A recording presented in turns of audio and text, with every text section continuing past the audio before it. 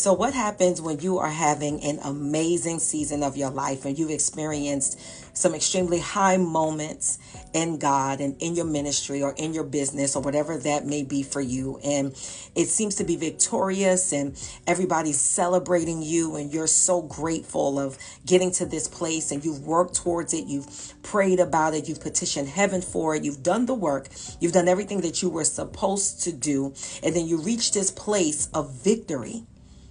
And then all of a sudden it seems like and it feels like God went silent. And the reason why it seems like God went silent is because everything stopped right after all of the applause and the clapping, right after your calendar being completely full.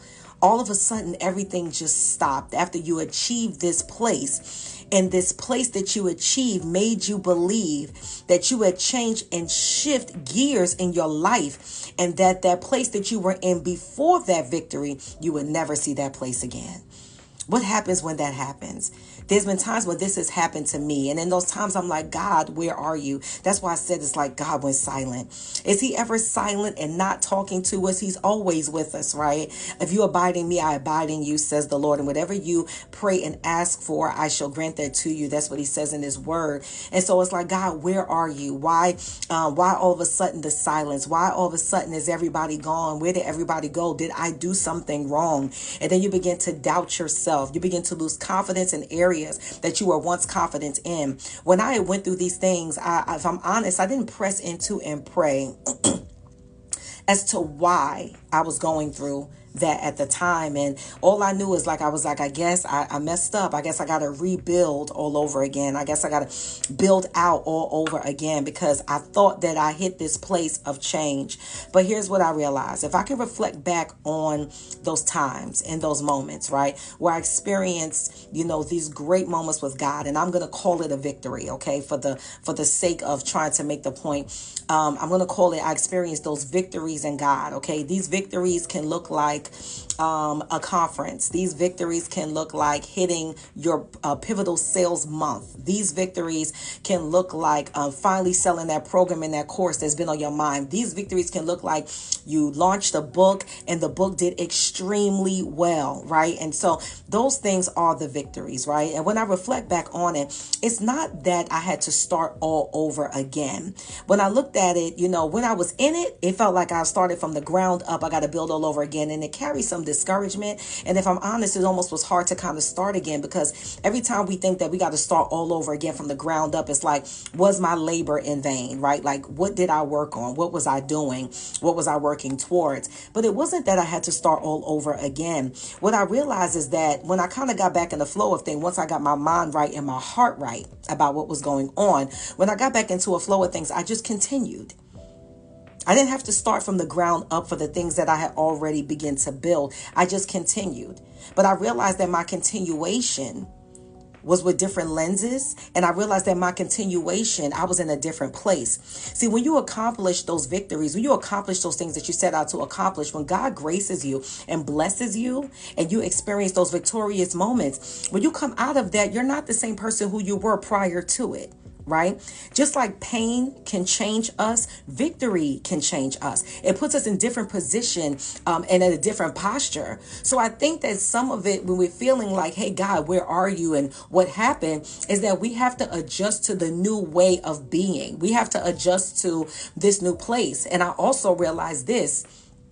It was a rest stop when God allowed everything to go quiet for a while. Right? You were booked and busy. Your businesses were selling out, your courses were selling out and all the things. And then all of a sudden things kind of died down and quiet down after you seem like you reached a pivotal place. I believe that there's a rest stop. It's in Psalms 23 when he talks about he leads us to be restored and by refreshing waters and times to rest and times to get right. And so he leads us to those places. Could it be that it's not that you've done anything wrong? Could it be that there's no need for you to doubt yourself, right? Could it be be that it's time to actually reroute your confidence to make it not about you, but to make it more about him, because you've come out on the other side, that you've endured faithfully and you walked through a thing. Now you've come out on the other side of the thing. And now that your gaze is set different, because you're higher than where you were before you came into the thing, because it developed you, it matured you. Could it be that you're in a different place? And could it be God says, because you're in this different place, I want to restore you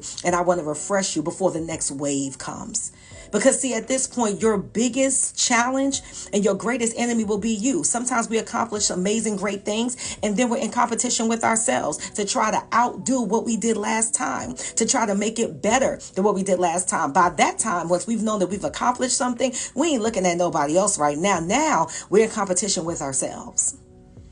We're in competition with ourselves. Now, how could I do this better? How can I do this greater? How can I do this bigger? Right? But I want to tell you, you want to make sure that you seek him for that. Okay? You want to make sure that you seek him, because not all the time is going to require that. When you're in a different place, things have different meaning. They have different impact. And who's to say that the way that you did your course the last time, that he doesn't want you to do it again the same way, right? Who's to say that he doesn't want you to shift it and to change it, or to change the topic of the category? And whatever it may be for you, the point is that you sought him for the what to do. You sought him for the how. And the times, guys, that you have times of rest, the times, guys, where things go quiet, I'm telling you, he did not leave you. I'm telling you, he did not forsake you. I'm telling you, there's no need to doubt. I'm telling you that there's no need to fear. I'm telling you that your voice is still relevant. I'm telling you that your voice is still needed. Don't be discouraged and do not fret. Take advantage of the rest stop. It's just a rest stop on the journey. It's just a time to refuel you and to refresh you, so that you can be ready for the greater, so that you can be ready for the next wave of glory that is coming to your life. So when it seems like heaven and the Lord has grown silent, be encouraged that he's with you. He's gone before you. He's preparing you. And he just led you to the place of quiet so he can restore you. I hope that blesses someone. Peace.